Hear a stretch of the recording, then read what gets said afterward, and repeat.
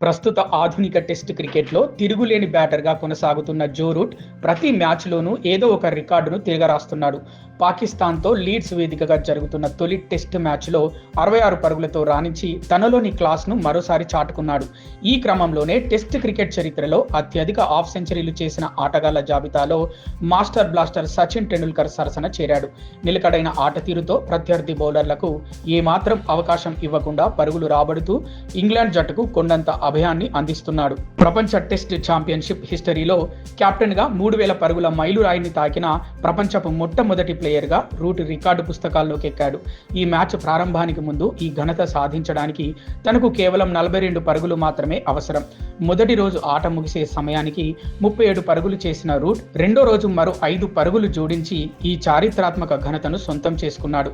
Stokes అంతర్జాతీయ క్రికెట్కు వీడ్కోలు పలికిన తర్వాత మళ్లీ ఇంగ్లాండ్ టెస్ట్ సారథ్య బాధ్యతలు చేపట్టిన రూట్ ఇప్పటి వరకు కెప్టెన్గా WTCలో ఆడిన 34 మ్యాచ్ల్లో 8 సెంచరీలు 13 హాఫ్ సెంచరీలతో ఈ మైలురాయిని చేరుకున్నాడు.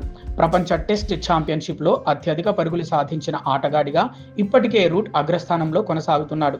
ఇప్పటి వరకు 78 WTC మ్యాచ్లు ఆడిన అతను ఏకంగా 6717 పరుగులు సాధించి రికార్డు నెలకొల్పాడు. WTCలో 5000 పరుగుల మైలురాయిని దాటిన ఏకైక బ్యాటర్ కూడా రూటే. రెండో స్థానంలో ఉన్న ఆస్ట్రేలియా స్టార్ స్టీవ్ స్మిత్ ఇప్పటి వరకు 4679 పరుగులు మాత్రమే చేశాడు. ఈ లెక్కలు చూస్తేనే సుదీర్ఘ ఫార్మాట్లో జో రూట్ ఏ స్థాయిలో తన ఆధిపత్యాన్ని ప్రదర్శిస్తున్నాడో స్పష్టమవుతోంది. WTCలో కెప్టెన్గా అత్యధిక పరుగులు చేసిన ఆటగాళ్ల జాబితాలో పాకిస్తాన్ కెప్టెన్ బాబర్ ఆజం, భారత దిగ్గజాలు విరాట్ కోహ్లీ, రోహిత్ శర్మలను వెనక్కి నెట్టి 5వ స్థానంలో నిలిచాడు.